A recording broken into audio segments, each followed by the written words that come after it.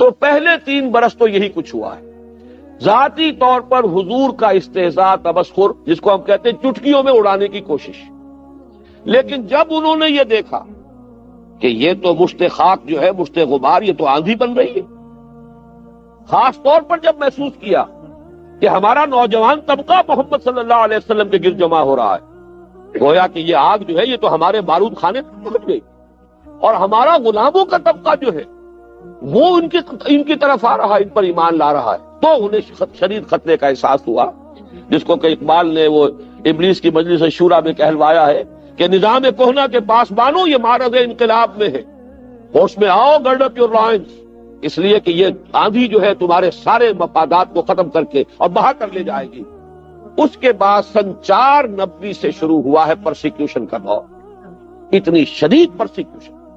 یہ زیادہ جو ہے حضور صلی اللہ علیہ وسلم پر تو ذاتی طور پر زیادہ فزیکل اسالٹ نہیں ہو سکی، اس لیے کہ بنو ہاشم کا اونچا خاندان تھا، اس کے چشم و چراغ تھے، اور بنی ہاشم کے سردار تھے اب ابو طالب، اور ابو طالب کو انتہائی محبت تھی حضور کے ساتھ، اور ابو طالب جو ہے پروٹیکٹ کر رہے تھے حضور کو صلی اللہ علیہ وسلم.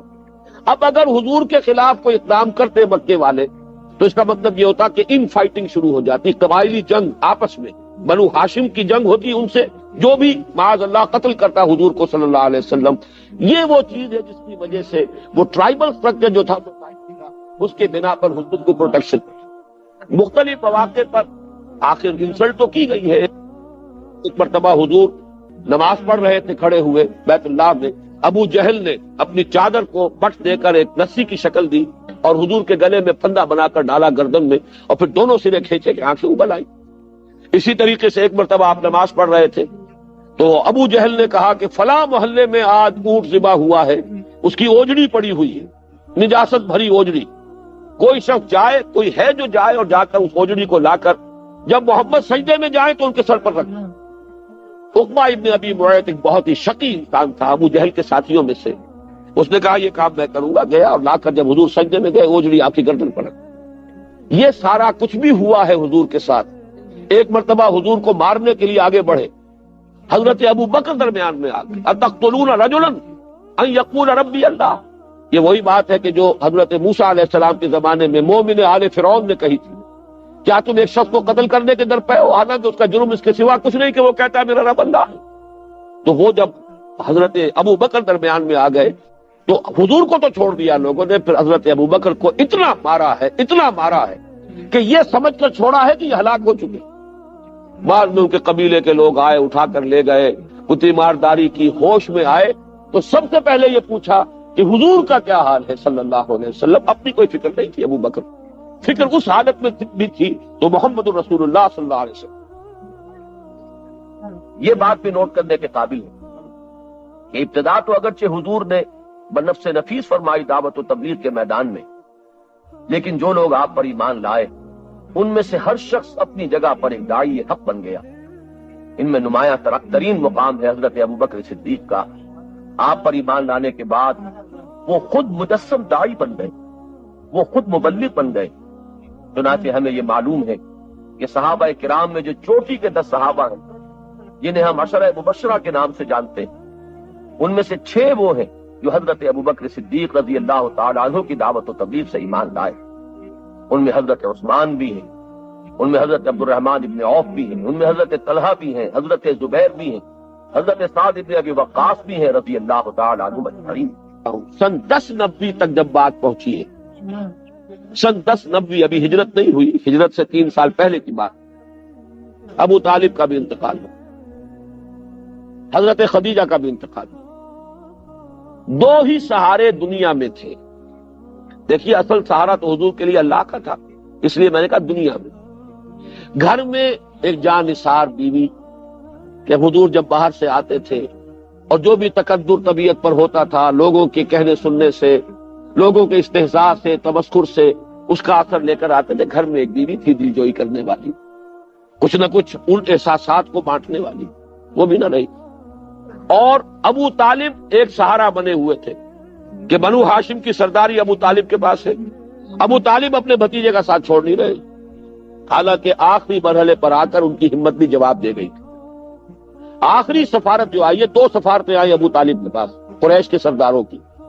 پہلی سفارت تو یہ آئی کہ ابو طالب اپنے بھتیجے سے کہو اسے جو چاہیے ہم اسے پیش کرتے ہیں، دولت چاہیے دولت کے انبار اس کے قدموں میں لگا دیں، اسے سرداری چاہیے ہم اسے اپنا بادشاہ بنا لیں گے، بادشاہ مان لیتے ہیں، اور اگر کہیں اشارہ کر دے کہ وہاں مجھے شادی کرنی ہے، جس خاندان میں جس زیادہ سے زیادہ خوبصورت اور صاحب ثروت عورت سے کہے شادی کر دے، لیکن یہ ہمارے معبودوں کو غلط کہنا اور ہمارے دین کو غلط کہنا اس کو چھوڑ۔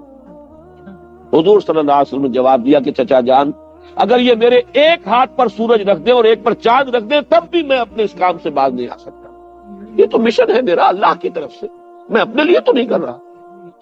اس کے بعد جو آخری سفارت آئی ہے اس میں تو ابو طالب کی ہمت بھی جواب دے گی، اس لیے کہ انہوں نے صاف چیلنج کر دیا تھا کہ ابو طالب اب ہمارے صبر کا پیمانہ لبریز ہو چکا، اور اب تو یا تو تم ساتھ چھوڑ دو اپنے بھتیجے کا اور یا تم بھی میدان میں آ جاؤ، ہم مقابلہ کریں گے تمہارا۔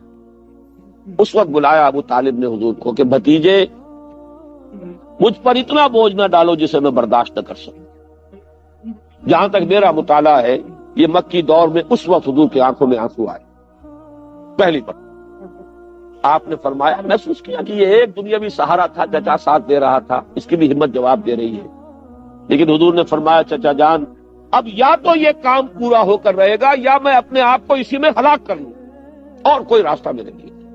بہرحال ابو طالب کو پھر اللہ نے ہمت دی، وہ پھر ڈٹ گئے، لیکن یہ کہ سن 10 میں آ کر انتقال ہو گیا۔ اب قریش نے طے کر لیا کہ اب قتل کر دو، اس لیے کہ ان کا دارالندوہ تھا، ان کی بھی پارلیمنٹ تھی، چوپال تھی، اگرچہ کوئی ویسا نظام نہیں تھا، کوئی بادشاہ نہیں تھا، لیکن یہ کہ ایک قبیلے کا جو نظام ہوتا ہے، مختلف گھروں کے جو سربراہ تھے وہ جمع ہوتے تھے اور وہاں پر فیصلے کرتے تھے۔ فیصلہ ہو گیا اب ان کو ختم کر دو۔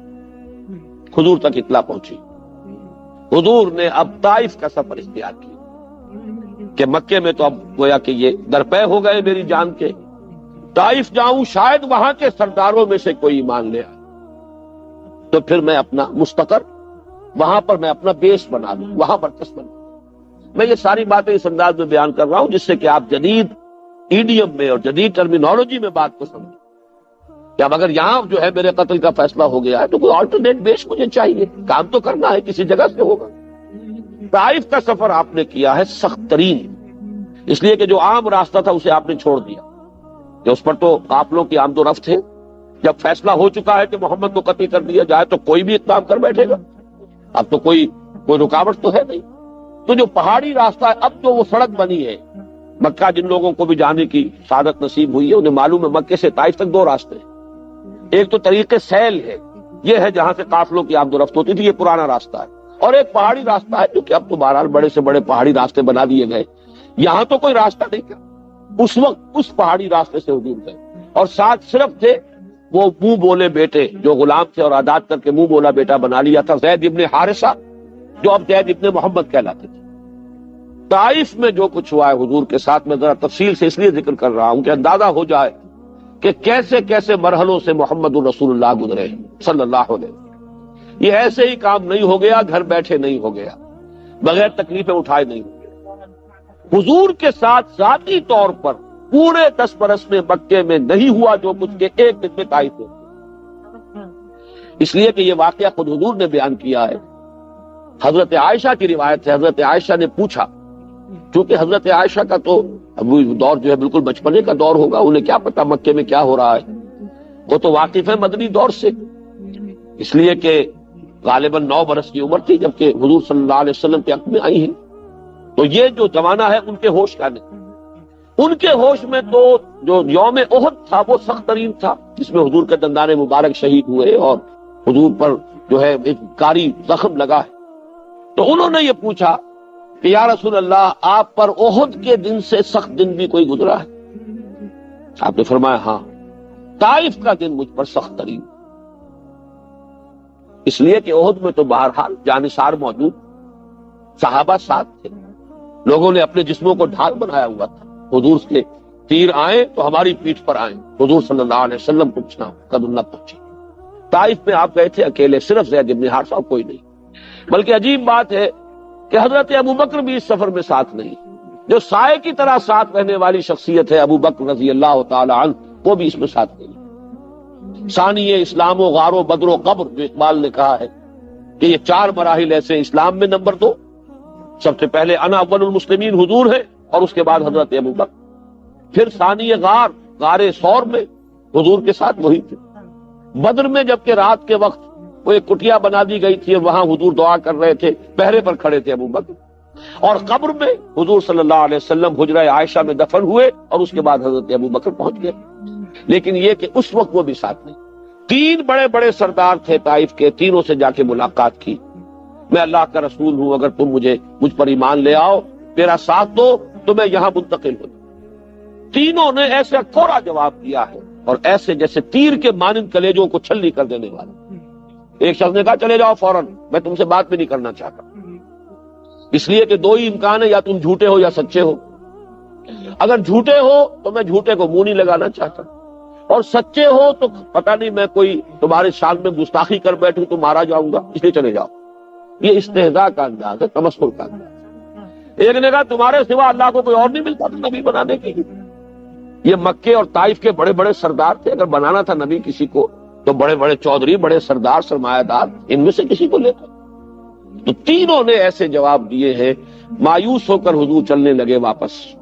آپ اندازہ کیجئے اس وقت مکے میں جا نہیں سکتے، مکے میں قتل کا فیصلہ ہو چکا، امیدیں لے کر آئے طائف میں یہ ہوا۔ کس کیفیت کے ساتھ، کس بوجھل دل کے ساتھ حضور واپس ہو رہے ہیں۔ اس وقت ان لوگوں نے کچھ گنڈوں کو، اور کچھ ان کو سٹریٹ ارچنز آپ کہتے ہیں، محلے میں گلیوں کے اندر جو آوارہ بچے ہوتے ہیں، ان سے کہا ذرا ان کی خبر لو، اور اب پتھر شروع، پتھراؤ ہو رہا ہے۔ حضرت زید بن حارثہ رضی اللہ تعالی عنہ ادھر سے آتے ہیں بچانے کے لیے کہ مجھ پر پتھر آئے، حضور پر نہ آئے، تو دوسری طرف سے آ رہا ہے۔ ایک آدمی تو ایک طرف سے کور کر سکتا ہے ایک وقت میں، چاروں طرف سے تو کور نہیں کر سکتا، لہذا پتھر آ رہے ہیں، اور تاک تاک کر ٹخنے کی ہڈی کا نشانہ بنا کے مار رہے ہیں۔ اس سے یہ کہ پائے مبارک لہو لہان ہو گئے، کافی خون بہ گیا، آپ پر کچھ تھوڑی سی ذوف کی کیفیت طاری ہوئی، بیٹھ گئے آرام لینے کے لیے۔ تو 2 گنڈے آئے، ایک نے اس بغل میں ہاتھ ڈالا، ایک نے اس بغل میں ہاتھ ڈالا، چلو اٹھو جاؤ۔ یہ معاملہ طائف کی گلیاں اور اللہ کے رسول حبیب و رب العالمین سید الاولین والآخرین، لیکن عالم واقعہ میں نقشہ یہ، وہاں سے باہر نکل کر آئے ہیں، وہاں پھر آپ کی زبان پر ایک دعا آئی ہے، کلیجے کو چیر دینے والی دعا ہے، اللہم الیک اشکو ضعف قوتی وقلت حیلتی وہوانی علی الناس۔ اے اللہ تیری ہی جناب میں فریاد لے کر آیا ہوں اپنی قوت کی کمی کا، اپنے وسائل کی کمی کا، اور یہ جو رسوائی ہو رہی ہے لوگوں کے سامنے، کہاں جاؤں، کس سے فریاد کروں، کس سے کہوں؟ الی من تکلنی الی بعید یتجہمنی اور الی عدو ملکت امری، کیا کس کے حوالے مجھے کر دیا ہے؟ یہ لوگ جو مجھ پر ہجوم کر رہے ہیں، حملہ کر رہے ہیں، کیا میرا معاملہ ان کے حوالے کر دیا ہے کہ جو چاہے کر گزرے؟ ان لم یکن علی غضبک فلا ابالی، لیکن اے اللہ اگر تیری رضا اسی میں ہے، تو ناراض نہیں ہے تو مجھے کوئی پرواہ نہیں، سر تسلیم خم ہے جو ملا جائے۔ یہ کیفیت ہے اس وقت حضور صلی اللہ علیہ وسلم۔ اس کا پھر فوری طور پر جو نتیجہ نکلا، ملک الجبال حاضر ہوتا ہے، وہ فرشتہ جو پہاڑوں پر معمور ہے، اور عرض کرتا ہے کہ اللہ نے مجھے بھیجا ہے اس حکم کے ساتھ، اگر آپ فرمائیں تو میں ان پہاڑوں کو آپس میں ٹکرا دوں جن کے درمیان وادی میں یہ طائف کا شہر آباد، اور یہ کس کا سرما ہو؟ فرمایا نہیں، میں اس لیے نہیں بھیجا گیا، کیا عجب کہ ان کی آئندہ نسلوں کو اللہ تعالیٰ توفیق عطا فرما دے۔ بہرحال، اور یہ بھی نوٹ کر لیجئے کہ محمد ابن قاسم ثقفی رحمت اللہ علیہ، جو بر عظیم پاک و ہند میں اسلام کا جھنڈا لے کر گئے، وہ ثقفی تھے، اسی قبیلہ ثقیف کے وہ فرزند تھے جو طائف میں آباد تھا۔ تو حضور نے فرمایا نہیں، عذاب کے لیے۔ بہرحال جب مکے میں آئے ہیں واپس، نوٹ کیجئے یہ چیزیں بہت کم شاید آپ کی توجہ ہوئی ہو، واپس آ کر مکے میں داخل نہیں ہو سکتے تھے، لہذا ایک مشرک کو، کافر کو پیغام بھیجا، مطعم بن عدی، اگر تم مجھے اپنی ذاتی امان میں لے لو، بڑا سردار تھا، تو میں مکی میں آ۔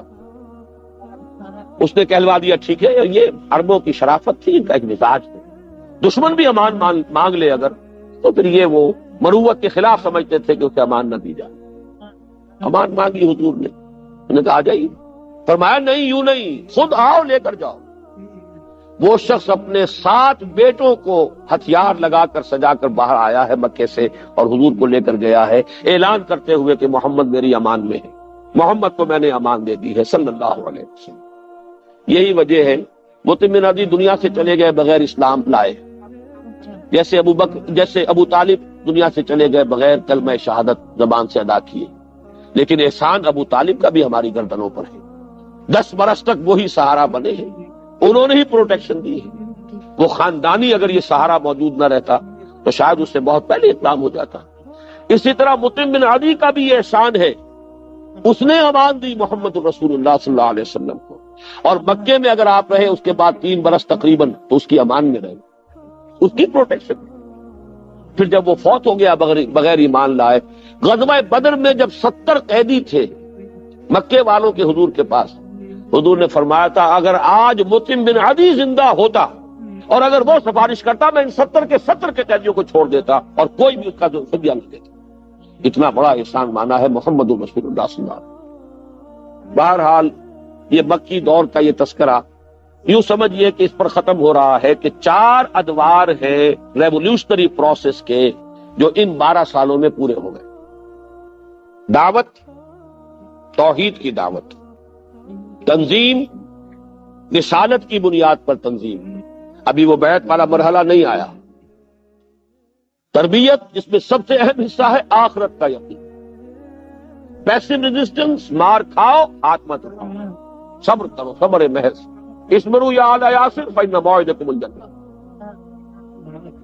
بیعت عقبہ ثانیہ ہوتی ہے جو تمہید ہے ہجرت کی، اس وقت جو تقاریر ہوئی ہیں۔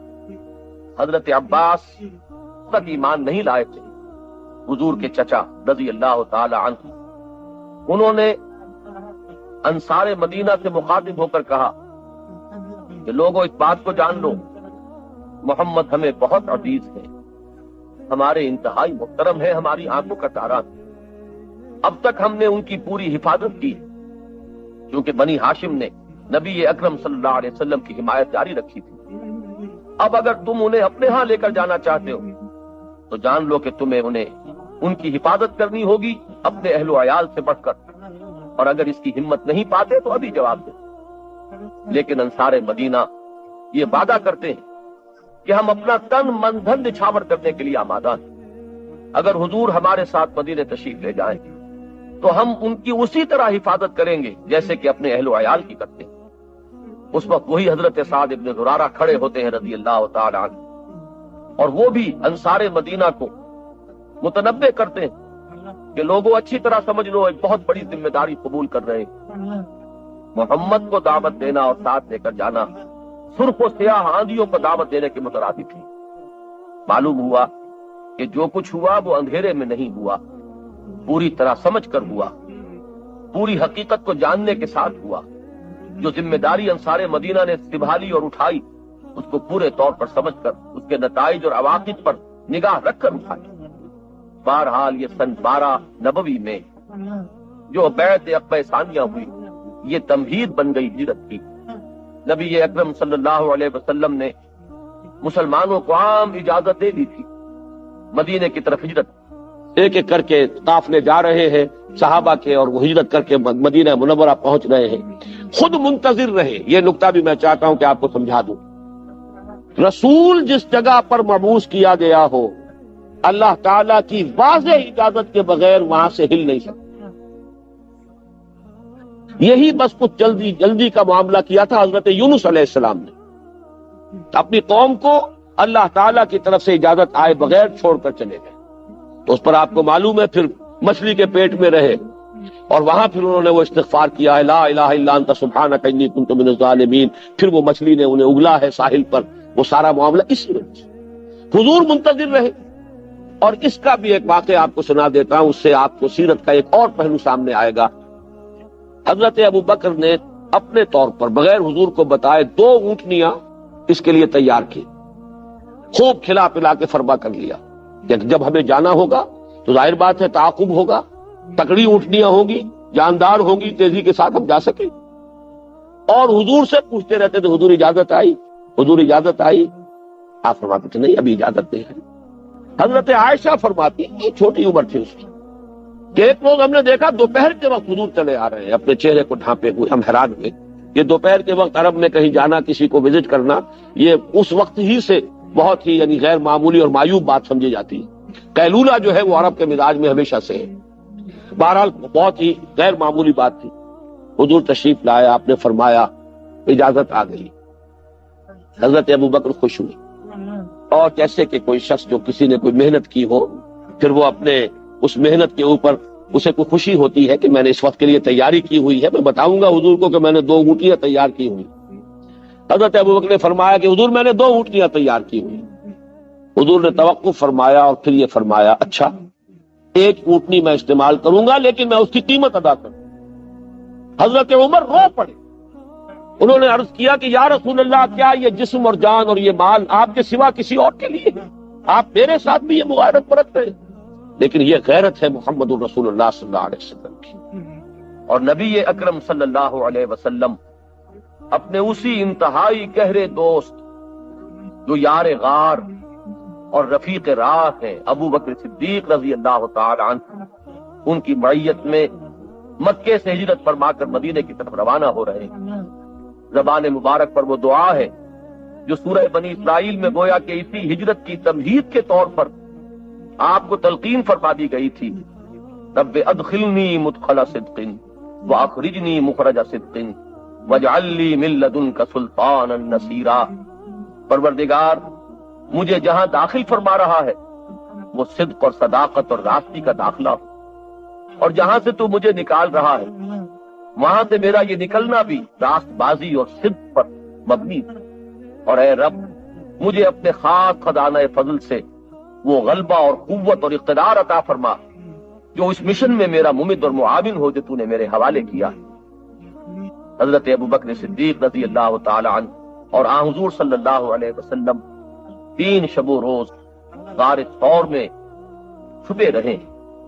اس وقت وہ مرحلہ بھی آیا کہ کھوجی بالکل اس کے دہانے تک پہنچ گئے، اور حضرت ابوبکر صدیق اپنے لیے نہیں نبی اکرم صلی اللہ علیہ وسلم کی طرف سے اندیشہ ناک ہو کر گھبرائے ہوئے یہ فرماتے ہیں، عرض کرتے ہیں کہ حضور اگر ان میں سے کسی نے غیر ارادی طور پر اپنے قدموں کی طرف بھی نگاہ ڈال لی تو ہم دیکھ لیے جائیں گے، ہم پکڑے جائیں گے، لیکن وہ صبر، وہ ہے صبر و ثبات و استقامت، اور جس کو کہ اللہ کی ذات پر یقین کامل حاصل تھا، معیت خداوندی جس کی قوت کا اصل راز تھی، وہ فرماتا ہے لا تحزن ان اللہ معنا، نہیں گھبراؤ نہیں، کسی رنج اور غم کا کوئی موقع نہیں ہے، اللہ ہمارے ساتھ ہے، وہ ہمارا رفیق، ہمارا مددگار۔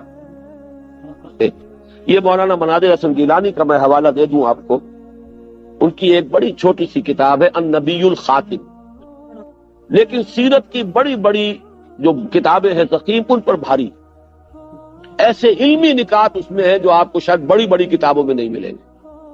انہوں نے یہ نقطہ بیان کیا ہے کہ یوم طائف جو ہے یہ ٹرننگ پوائنٹ ہے حضور کی حیات طیبہ میں۔ اب تک گویا کہ اللہ نے حضور کو دشمنوں کے حوالے کر رکھا تھا کہ جیسے چاہو ٹھوک بجا کر دیکھ لو، ان کے صبر کا امتحان لے لو، ان کے صبر و ثبات اور استقلال۔ ظاہر بات ہے اگر یہ امتحان نہ ہوتے تو کیسے پتا چلتا کہ محمد میں کتنی استقامت ہے، کتنا صبر ہے، کتنا استقلال ہے۔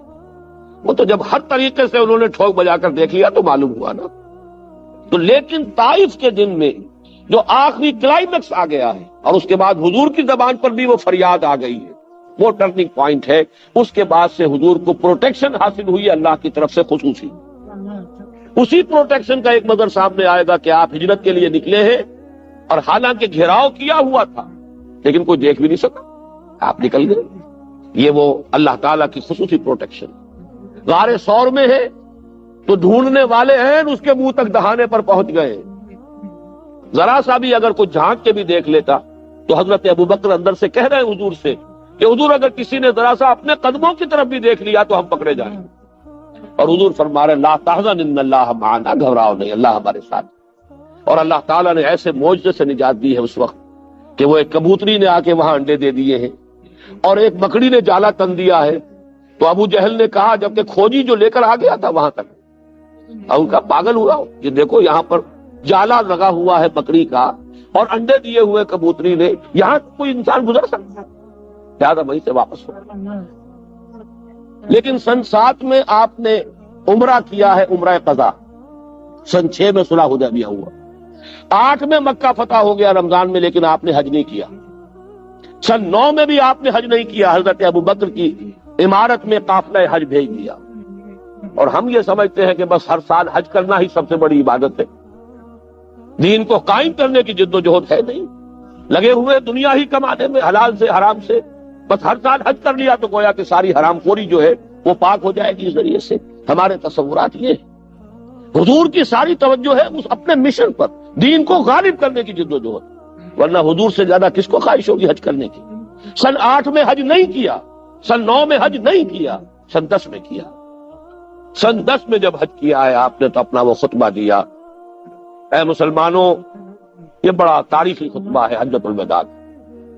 وہ بنیادی جو امور تھے اپنی دعوت کے وہ پھر اثر نو واضح کیے۔ آخر میں ایک سوال کیا، الا هل بلغت، لوگوں میں نے پہنچا دیا یا نہیں؟ اور یہ حیرت انگیز واقعہ ہے کہ حضور کے ایک سوال کے جواب میں صحابہ نے 3 باتیں کہی۔ انا نشهد انك قد بلغت واديت ونصحت، بلکہ ایک روایت میں 4 ہے، انك اديت الامانة وبلغت الرسالة ونصحت الامة وكشفت الغمة۔ ہم گواہ ہیں اے نبی، آپ نے رسالت کا حق ادا کر دیا، پیغام کا حق ادا کر دیا، ہماری خیر خواہی کا حق ادا کر دیا، آپ نے گمراہی کے جو پردے ہیں اندھیارے انہیں چاک کر دیا۔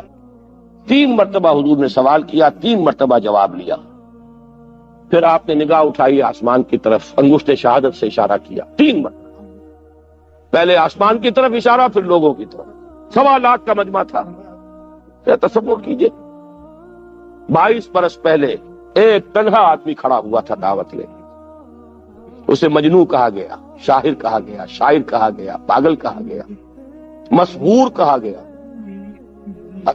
ان تتبعون الا رجلا مسحورا، ساحر، مسحور، شاعر، کذاب، نہ معلوم کیا کہتے تھا، اکیلا آدمی۔ اور کل 22 برس بھی کون سے؟ کمڑی جو ہمارے 21 بن، اور انقلاب عظیم، 1.25 لاکھ کا مجمع سامنے ہے، خطبہ دے رہے ہیں، الا هل بلغت انا نشهد انك قد بلغت الرسالة واديت الامانة ونصحت الامة وكشفت الغمة۔ اب آپ فرماتے ہیں اللہم اشہد، اللہم اشہد، اللہم اشہد، اے اللہ تو بھی گواہ رہے۔ اس کو میں کہا کرتا ہوں سائی آف ریلیف، وہ بارے گراں جو میرے کندھے پر آیا تھا، اے اللہ گواہ رہے، یہ مان رہے ہیں میں نے پہنچا دیا، میرا فرض منصبی ادا ہو گئی۔ یہی گواہی اللہ تعالیٰ کے رسول قیامت کے دن دیں گے۔ فَكَيْفَ إِذَا جِئْنَا مِن كُلِّ أُمَّةٍ بِشَهِيدٍ وَجِئْنَا بِكَ عَلَىٰ هَٰؤُلَاءِ شَهِيدًا۔ ہر امت کا رسول کھڑا ہوگا، پہلے ٹیسٹیفائی کرے گا پروزیکیوشن وٹنس کی حیثیت سے، اے اللہ تیرا دین جو مجھ تک آیا تھا میں نے پہنچا دیا تھا۔ Now they are responsible, they are accountable, وہ جواب دیں۔ یہ نہیں کہہ سکتے کہ میں نے تیرا پیغام پہنچایا نہیں۔ وہ گواہی آپ لے کر گئے اس دنیا میں، الا هل بلغت انا نشهد انك قد بلغت الرسالة واديت الامانة ونصحت الامة وكشفت الغمة۔ اللهم اشهد، اللهم اشهد، اللهم اشهد، اے اللہ تو بھی گواہ ہے۔ اور پھر فرمایا فَلْيُبَلِّغِ الشَّاهِدُ الْغَائِبَ۔ اب یہ بوجھ میرے کندھے سے اتر کر تمہارے کندھوں پر آ گیا ہے، اب تمہیں پہنچانا ہے، جو یہاں ہے ان کے ذمے ہے پہنچانا ان کو جو یہاں نہیں۔ جو یہاں نہیں ہے میں وہ پوری نوع انسانی بھی شامل تھی جو اس وقت دنیا میں موجود تھی، اور وہ پوری نسل انسانی بھی ہے جو قیامت تک دنیا میں آئے، اس لیے کہ وہ آیت میں آج بھی آپ کو سنا چکا، مَا أَرْسَلْنَاكَ إِلَّا كَافَّةً لِلنَّاسِ بَشِيرًا وَنَذِيرًا۔ ہم نے تو آپ کو بھیجا ہے پوری نوع انسانی کے لیے۔ تو ابھی وقت فرصت ہے کہاں، کام ابھی باقی ہے۔ ابھی تو ایک ملک ہے جس پر اللہ کے دین کا جھنڈا لہرا رہا ہے، دین کا غلبہ ہوا صرف جزیرہ نما عرب پر۔ ابھی تو تمہارے لیے بہت محنت اور مشقت کا میدان ہے۔ اب یہ بوجھ میرے کندھے سے اتر کر تمہارے کندھے پر آ گیا، اور یہی نکتہ ہے اس میں۔ قدم قدم پر معجزہ ہو سکتا تھا حضور کے لیے، لیکن آئندہ امت کے لیے معجزے کیسے ہوتے؟ معجزے تو نبی کے لیے ہے، رسول کے لیے۔ جبکہ امت کے ذمے یہ آنا تھا کام کہ بقیہ پوری نوع انسانی تک، پورے عالم انسانی تک دین کی تبلیغ اور دین کو قائم کرنا تمہاری ذمہ داری ہے۔ یہ مشن امت کے حوالے کر کے غزوہ یہ حجۃ الوداع کے شاید 3 مہینے بلکہ 3 مہینے سے کم ہے عرصہ جو حضور اس دنیا میں رہے ہیں، پھر آپ کا وہ مرض وفات ہوا ہے، اور اسی میں پھر وہ کیفیت کہ آپ کے الفاظ آخری جو زبان مبارک پر تھے، اللہم فی الرفیق الاعلی۔ اس کا پس منظر یہ ہے کہ بعض احادیث سے معلوم ہوتا ہے کہ انبیاء اور رسول کو اللہ تعالیٰ کی طرف سے آپشن ہوتا ہے، آپ کا کام پورا ہو گیا، آپ واپس آنا چاہیں تو ابھی آ جائیں، ابھی اور دنیا میں ٹھہرنا چاہیں تو اور ٹھہریں۔ یہ آپشن حضور کے سامنے بھی آیا، حضور نے پھر خطبہ بھی دیا تھا ایک روز مرض وفات میں، ذرا سی جب آپ کو تھوڑا سا ریلیف ہوا تھا، باہر آپ آئے، حضرت ابو بکر صدیق رضی اللہ تعالی عنہ آپ کے حکم کے مطابق امامت فرما رہے تھے، اور صحابہ کرام ان کی امامت میں نماز ادا فرما رہے تھے۔ حضور تشریف لائے، حضرت ابو بکر نے پیچھے ہٹنا چاہا، لیکن حضور نے اشارے سے انہیں حکم دیا کہ نماز جاری رکھو، اور حضرت ابو بکر کے پہلو میں بیٹھ کر نماز ادا فرمائی۔ اس کے بعد آپ نے خطبہ ارشاد فرمایا، اللہ نے اپنے ایک بندے کو یہ اختیار دیا کہ وہ چاہے تو دنیا کی نعمتیں قبول کر لے، اور چاہے تو جو کچھ اس کے پاس ہے یعنی عالم اخروی کی نعمتیں انہیں اختیار کر لے۔ تو بندے نے جو کچھ رب کے پاس ہے اسے قبول کر لیا۔ حضرت ابو بکر صدیق یہ سن کر رو پڑے، اس لیے کہ انہیں اندازہ ہو گیا کہ در حقیقت نبی اکرم صلی اللہ علیہ وسلم یہ خود اپنی بات بیان فرما رہے ہیں، اور آپ نے ہم سے جدائی اور رفیق اعلیٰ کی طرف مراجعت کا فیصلہ کر لیا ہے۔ نبی اکرم صلی اللہ علیہ وسلم کا وصال یقیناً امت مسلمہ کے لیے، صحابہ کرام کی جماعت کے لیے ایک انتہائی رنج و غم اور اندوہ اور صدمے کی بات تھی۔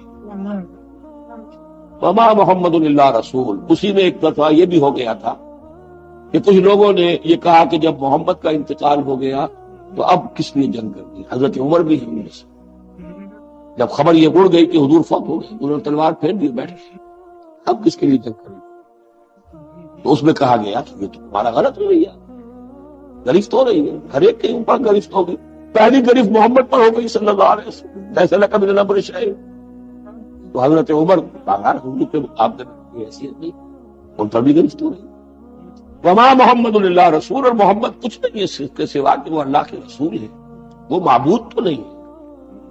تم ان کے لیے تو جہاد نہیں کر رہے، تم جہاد اللہ کے لیے کر رہے۔ دین کا غلبہ جو ہے وہ اللہ کے دین کا غلبہ ہے۔ محمد کی حیثیت کیا ہے؟ وہ تو اللہ کے رسول ہے۔ وما محمد اللہ رسول قد خلت من قبلہ الرسل، اور ان سے پہلے بہت سے رسول گزر چکے۔ افئن مات، تو اگر وہ ان کا انتقال ہو جائے، او قتل، یا بالفرض وہ قتل ہو جائیں، انقلبتم علی اعقابکم، تو کیا تم اپنی ایڑیوں کے بل لوٹ جاؤ گے؟ یہی تمہارے دین اور ایمان کی حقیقت ہے۔ ومن ينقلب على عقبیہ فلن یضر اللہ شیئا، اور جو کوئی بھی اپنی ایڑیوں کے بل لوٹ جائے گا وہ اللہ کو کوئی نقصان نہیں پہنچا۔ وسيجزي اللہ الشاکرین، ہاں اللہ بدلہ دے گا شکر۔ حضرت عمر چونکہ جذباتی انسان تھے، اس میں کوئی شک نہیں، تقریباً یہی کیفیت حضور کے انتقال پر پھر ہو گئی تھی، تلوار کھینچ کر بیٹھ گئے تھے، جو کہے گا محمد کا انتقال ہو گیا سر اڑا دوں گا۔ وہ تو پھر حضرت ابو بکر آئے، وہ یار غار، ثانی اسلام و غار و بدر و قبر، وہ آئے ہیں، ان کے لیے چونکہ رکاوٹ نہیں تھی، حضرت عمر تو اندر جا نہیں سکتے تھے، حضرت عائشہ کا حجرہ تھا، اب حضرت عائشہ بیٹی ہیں حضرت ابو بکر کی، وہ سیدھے گئے حجرے، جا کر چہرے مبارک پر چادر تھی ہٹائی، اور آپ کی پیشانی کو بوسہ دیا، اور کہا کہ اب دوبارہ موت آپ پر وارد نہیں ہوگی، اب تو حیات جاودانی آپ کو حاصل ہو چکی۔ پھر باہر آ کر یہی آیت پڑھی، وما محمد الا رسول قد خلت من قبلہ الرسل افئن مات او قتل انقلبتم علی اعقابکم۔ حضرت عمر کہتے ہیں مجھے محسوس ہوا جیسے یہ آیت ابھی نازل، اتنا اثر، یہ عظیمت تھی حضرت ابو بکر، بہت بلند مقام ہے حضرت ابو بکر۔ وما كان النفس ان تموت الا باذن اللہ، اور کسی جان کے لیے یہ ممکن ہی نہیں ہے کہ وہ مر سکے، اس پر موت وارد ہو مگر اللہ کے حکم سے۔ کتابم مؤجلہ، وہ تو لکھی ہوئی شے ہے اجل معین کے ساتھ، ہر ایک کا وقت ہے۔ Death is the best guard آپ کا باڈی گارڈ جو ہے سب سے بہترین وہ موت ہے۔ موت کا وقت جب ہے تبھی آئے گی، اس سے پہلے کوئی آپ کے لیے موت نہ۔ لہذا سب سے بڑی حفاظت انسان کے لیے خود اس کی موت ہے۔ وما كان النفس ان تموت الا باذن الله كتابا مؤجلا ومن يريد ثواب الدنيا نؤته منها، جو کوئی دنیا کا اجر و ثواب چاہتا ہے ہم اسے دیتے ہیں۔ یہ سورہ بقرہ میں بھی ہم پڑھ چکے تھے حج کے ذکر میں۔ ومن يريد ثواب الآخرة نؤته منها، اور جو واقعتاً آخرت کا ثواب چاہتا ہے، بدلہ چاہتا ہے، جزا چاہتا ہے اپنے اعمال کی، ہم اس میں سے اس کو دیں گے۔ وسنجزی الشاکرین، اور شکر کرنے والوں کا تو ہم جزا دیں گے۔ لیکن ظاہر ہے کہ نبی اکرم صلی اللہ علیہ وسلم جو مشن امت کے حوالے کر کے گئے تھے، اس کی تکمیل نہایت اہمیت کی حامل تھی۔ چنانچہ ہم یہ دیکھتے ہیں کہ آن حضور نے جو نظم جماعت قائم فرمایا تھا، اس کا ظہور ہوتا ہے کہ وہ کتنا پختہ نظم جماعت تھا کہ فوراً ہی مشوروں کے تمام مراحل طے پا گئے، اور نبی اکرم صلی اللہ علیہ وسلم نے جنہیں نماز کی امامت کے لیے آگے بڑھایا تھا، اور جنہوں نے 17 نمازیں حضور کی حیات دنیاوی کے دوران مسلمانوں کو امام بن کر پڑھائی تھیں، انہی کی خلافت پر امت کا اجماع کیا۔ حضرت ابوبکر بلا شبہ صدیق اکبر رضی اللہ تعالی عنہ، اور یہ جان لینا چاہیے کہ مقام صدیقیت مقام نبوت سے بہت قرب رکھتا ہے، بلکہ شیخ احمد سرہندی رحمت اللہ علیہ، المعروف بہ مجدد الفسانی رحمت اللہ علیہ، ان کا قول تو یہ ہے کہ حقیقت صدیقی ذل حقیقت محمدیت، مقام صدیقی در حقیقت مقام نبوت کا ذل اور سایہ۔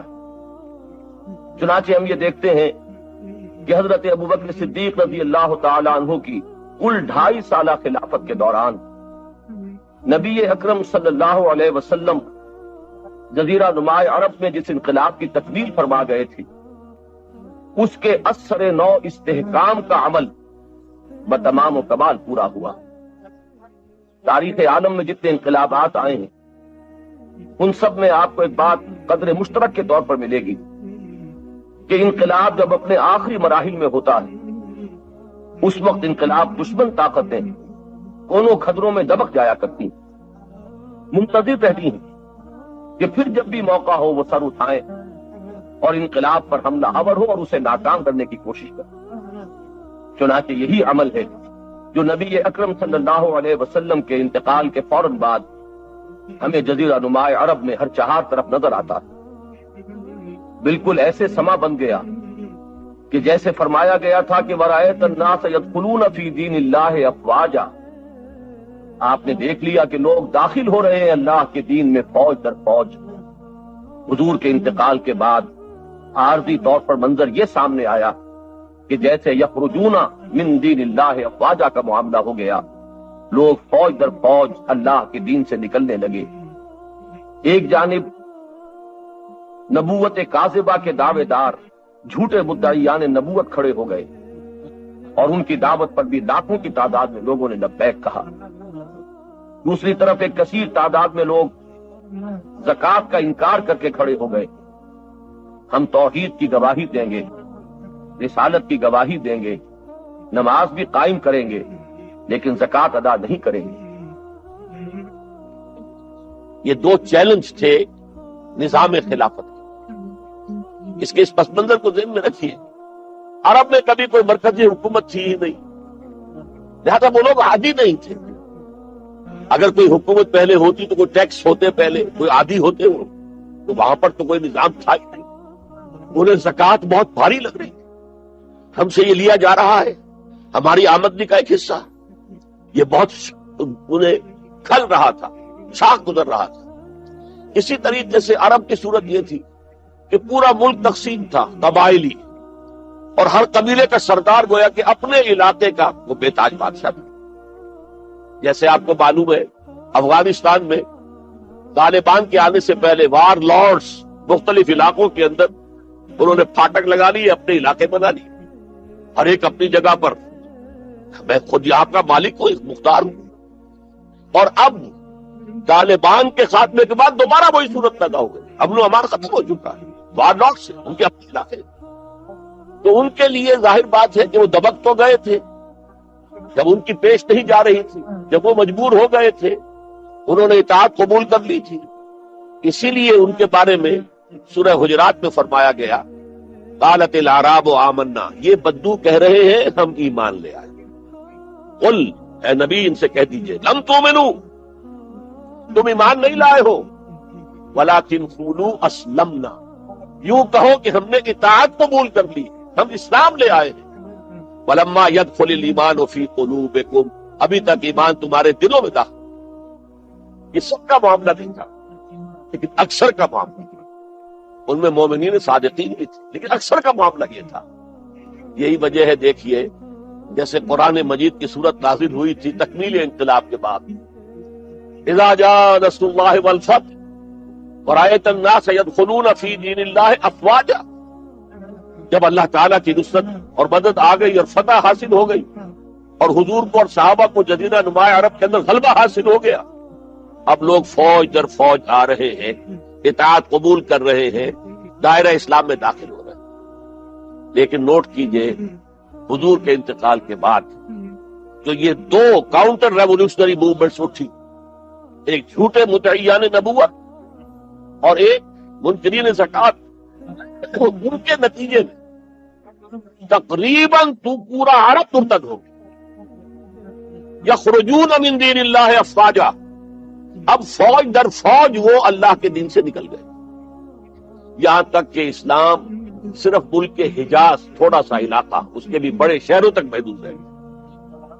یہ خطرناک صورتحال تھی جس سے کہ حضرت ابو بکر صدیق رضی اللہ تعالیٰ عنہ صاحب کر رہے تھے۔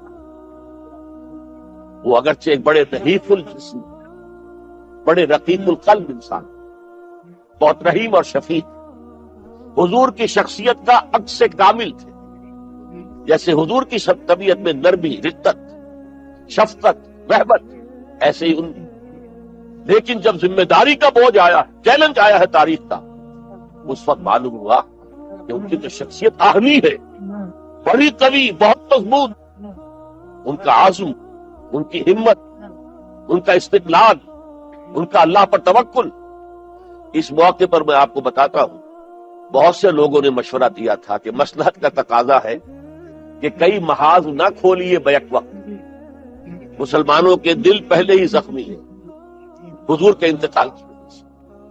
پھر حضور نے ایک جیش اسامہ تیار کیا تھا، ہم نے چاہا تھا کہ آپ اسے روک لیں، آپ نے کہا نہیں، جو لشکر حضور نے تیار کیا ابو بکر اسے نہیں روکے گا، وہ گیا۔ پھر جو مدعیان نبوت ہوئے وہ تو یقیناً کافر ہو گئے، لہذا ان سے بھی قتال کرنا پڑے گا، کم سے کم منکرین زکات کے ضمن میں نرمی کی۔ انہوں نے کفر نہیں کیا، کلمہ شہادت پڑھتے ہیں، نماز کو کا انکار نہیں کیا، زکات کا بھی انکار نہیں کیا، یہ کہا کہ ہم آپ کو نہیں دیں گے، اپنی زکات جمع کریں گے، اپنے ہی غریبوں کو تقسیم کر دیں گے۔ لیکن حضرت ابو بکر اور یہاں تک کہ حضرت عمر نے مشورہ کیا کہ مصلحت کا تقاضا ہے کہ مانعین زکات کے ساتھ نرمی کی۔ حضرت ابو بکر نے فرمایا عمر تم ایام جاہلیت میں تو بڑے سخت تھے، بڑے مضبوط تھے، بہت طاقتور تھے، خدا کی قسم اگر یہ زکات میں حضور کے زمانے میں اونٹ کے ساتھ اونٹ کو باندھنے والی رسی بھی دیتے تھے، اور اب اگر یہ کہیں گے کہ اونٹ لے جاؤ رسی نہیں دیں گے تب بھی میں قتال کروں، اس لیے کہ ایبدل الدین وانا حی، کیا دین میں ترمیم کر دی جائے گی جبکہ میں زندہ ہوں؟ ابو بکر کے جیتے جی یہ نہیں ہو سکتا۔ لہذا ہم دیکھتے ہیں تاریخ کے اندر کیونکہ صدیقیت بہت اعلیٰ مقام ہے، نبوت کے بعد کا درجہ صدیقی، پھر شہداء، پھر صالحین، اور یہ ہے صدیق اکبر، افضل البشر بعد الانبیاء بالتحقیق ابو بکر صدیق۔ 1.5 سال کے اندر دونوں فتنوں کی سرکوبی کر دی گئی، کنسولیڈیٹ ہو گیا انقلاب دوبارہ، اس میں ہزاروں صحابہ کرام کی جانیں گئی۔ ایک جنگ یمامہ مشہور ہے، مسیلمہ کذاب کے خلاف 500 حفاظ اس جنگ میں شہید ہو گئے۔ تشویش ہو گئی کہ اگر حفاظ جو ہے اس طرح شہید ہو گئے تو کہیں قرآن گم نہ ہو جائے، ضائع نہ ہو جائے۔ کتابی شکل میں تو تھا ہی نہیں، وہ تو سینوں میں محفوظ تھا، اس لیے تجویز پیش کی گئی کہ اب اسے کتابی شکل میں، جیسے کتاب 2 جلد کے گدوں کے مابین ہوتی ہے، مابین دفتین مرتب کرنا، تب یہ کام کیا گیا۔ بہرحال پہلا مرحلہ یہ تھا کہ کاؤنٹر ریولیوشنری موومنٹس، چونکہ ابھی انقلاب صرف عرب میں آیا تھا اور عرب ہی کے اندر سے کاؤنٹر ریولیوشنری موومنٹس ابری، جھوٹی نبوت اور مانعین زکات کی شکل میں، اور حضرت ابوبکر رضی اللہ تعالی عنہ نے اپنی عظیمت کا ثبوت دیتے ان دونوں موومنٹس کو کچل کر رکھ دیا اور انقلاب اسلامی کو اثر نو کنسولیڈیٹ کر کے پھر قیادت حکم خدابندی کی روح سے کہ ان کے انتقال کا وقت آ گیا تو حضرت عمر فاروق کو نامزد کر کے ان کے سپرد رضی اللہ تعالی عنہ۔ اس احساس کے تحت کہ ایک روز اللہ کے سامنے کھڑے ہونا ہے محاسبے کے لیے، ایک عجیب کیفیت میں کہا کرتے تھے، کاش کہ میں درخت پر چہچہاتی ہوئی ایک چڑیا ہوتا جس سے کوئی محاسبہ نہیں ہے، حساب کتاب نہیں، کاش کہ میں گھاس کا ایک تنکا ہوں جس سے کوئی حساب کتاب نہیں ہے، وہ سوکھ جاتی ہے تو آگ میں جلا دی جاتی ہے، حساب کتاب نہیں۔ کہنے والا کون ہے؟ ابو بکر صدیق رضی اللہ تعالی۔ قرآن مجید بھی کہتا ہے، سورہ عما یتساءلون جو ہے اس میں یہی تو لفظ آیا ہے، آخری آیت کیا؟ یقول الکافر